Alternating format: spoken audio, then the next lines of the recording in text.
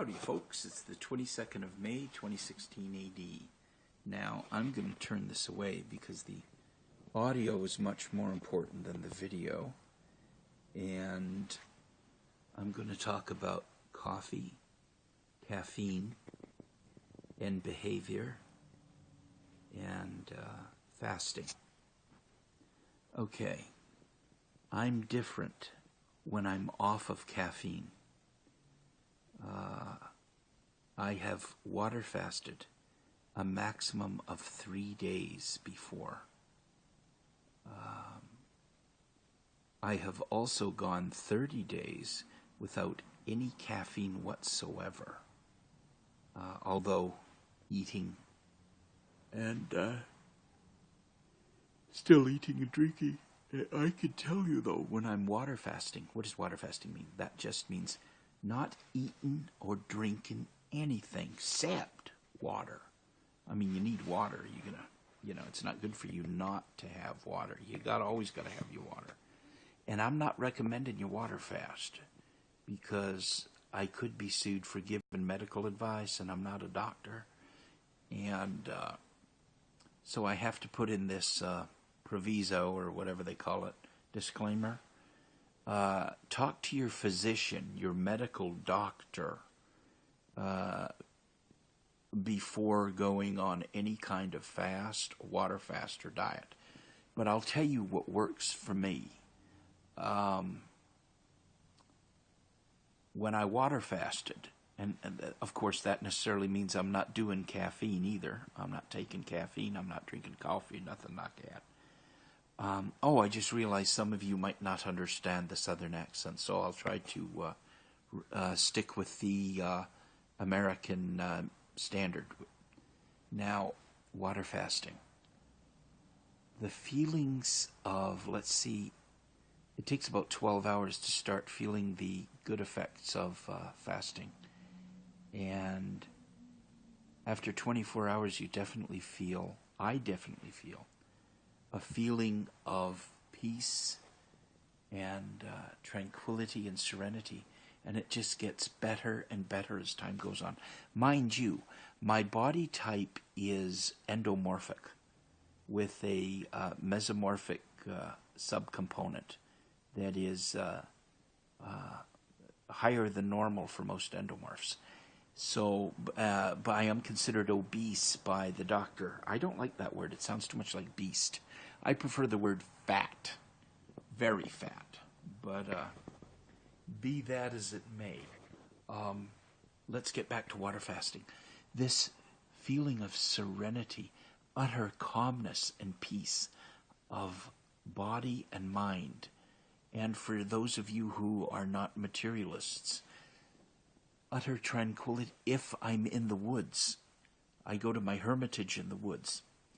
I have, after a day of water fasting, I have utter peace of mind, body, soul, spirit, psyche, emotions, etc., etc.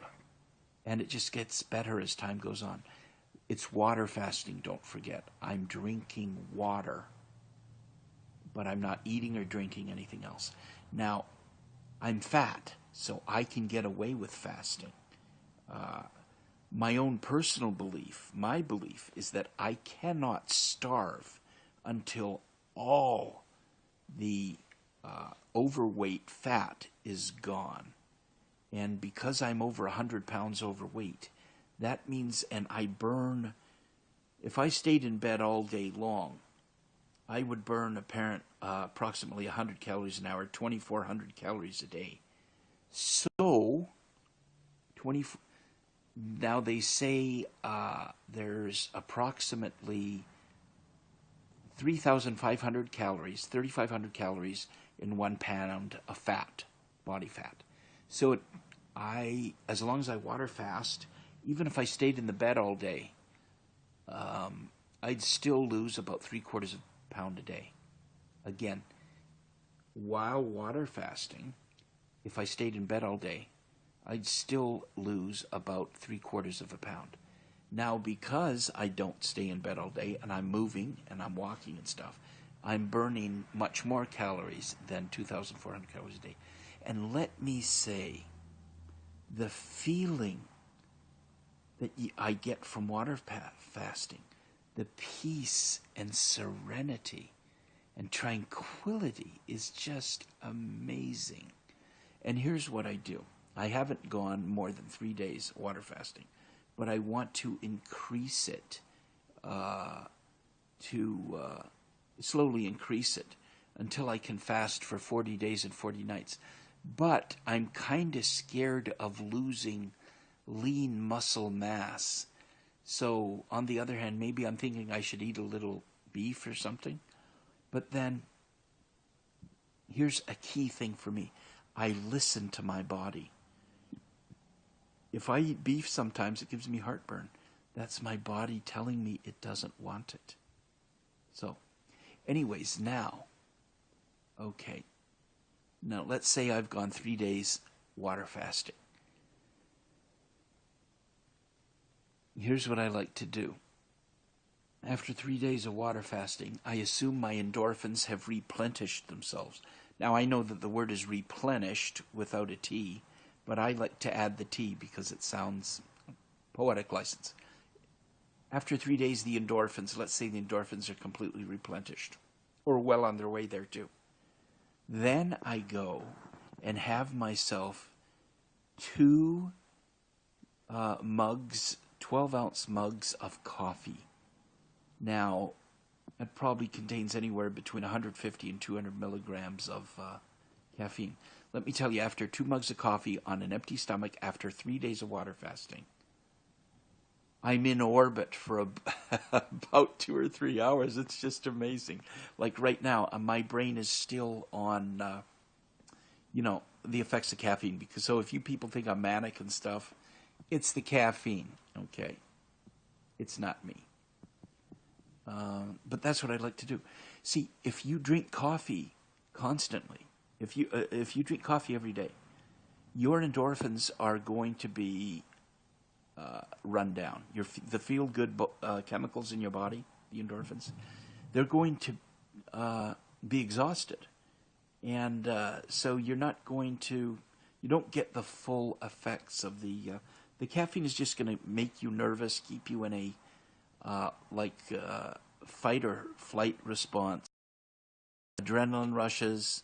I don't think they call it adrenaline in the United States anymore. They call it epinephrine because apparently adrenaline is a trademark product. But it's the adrenal glands, so I call what the adrenal glands excrete adrenaline, like they do in all the English-speaking world except for United States of America. Anyway, so right now, what's my point?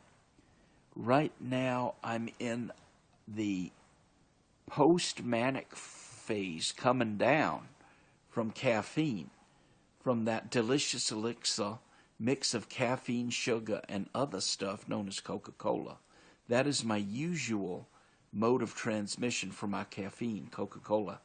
I only drink coffee once or twice a week because it's so powerful at releasing a cascade of them endorphin feel-good drugs that your body releases. But here's my point. I want you to say to yourself, you people who drink coffee every day, when's the last time I went without coffee for more than 24 hours? When is the last time I went without caffeine for more than a day or two?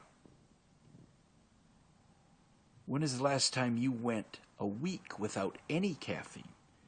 If the answer is you can't remember or never, you are addicted.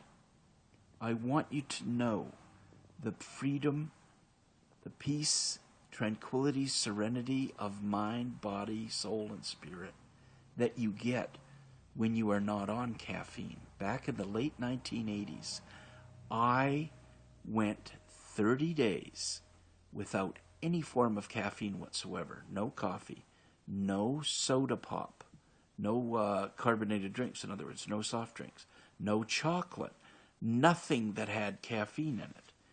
And you know what? I went cold turkey. And 2 days later, I got a splitting migraine headache that lasted about 2 days. But you can avoid that by cutting down on caffeine gradually, like over a period of 6 weeks. Just have less and less until you have none. Anyways, unfortunately, I had the migraine headache, but it went away after 2 days. And then I got this feeling of peace and tranquility that just got better as time went on. Better and better and better. And what do I mean? Well, I thought it was, before I did this, I thought it was normal. When I was drinking coffee every day and pop and eating chocolate, I thought it was normal after sleeping at night to wake up feeling absolutely exhausted and burned out and groggy and ass-dragging, right? But it's not normal. That's the caffeine. That's what the coffee does. People say, well, I can still sleep while I'm drinking coffee. Yes, but perhaps you're not getting the proper amount of deep sleep, restful sleep that we all need. And anyways, so to recap very briefly, I challenge each and every one of y'all to go 30 days with no caffeine whatsoever, no coffee, no soft drinks, no chocolate. Don't have any caffeine. And continue the rest of your diet, if you want. Well, actually, if you cut out all junk food, it wouldn't kill you. Yeah, let's say go on a healthy diet for 30 days. And no caffeine, no coffee, nothing. Don't just cut down, cut it out. And I believe you will have the most peaceful, tranquil. And this is the thing. My mind is always rushing. All thoughts are always popping in my head when I am on caffeine, when I'm drinking coffee and, cola and other stuff that has caffeine. But when when I was on this no caffeine diet, I guess you could say, the peace of mind was amazing. And after about 3 or 4 days, I would wake up after a good night's rest feeling refreshed, not ass-dragged and groggy and wasted. So I thought to myself, what is this coffee? What is this caffeine doing to me? And I found this book by Dr. Stephen Chernisky called Caffeine Blues. I heartily recommend that you read it. Anyways, did I say I'm cutting out coffee and caffeine forever? No, sir. No, ma'am. I said I go for periods without any. Why? So that when I do have those first two cups of coffee on an empty stomach, I just get such a pick-me-up, a lift, a kick, that I call it being in orbit, that lasts for hours. But I have to curb my enthusiasm and restrain my jubilation because my friends have told me that I'm manic, my mind is racing, and that I become an egomaniac. So keep in mind that caffeine and whatever other drugs are in, or chemicals that are in coffee, are psychoactive, and they will affect alter the way you think and perceive things. Let me say another thing about coffee and caffeine real quick. Caffeine is just one of the identified chemicals in coffee, chemical compounds in coffee. So far, as of this date, they have identified around 1,000 other chemical compounds in coffee besides caffeine. What effect do they have on our behavior when we take them?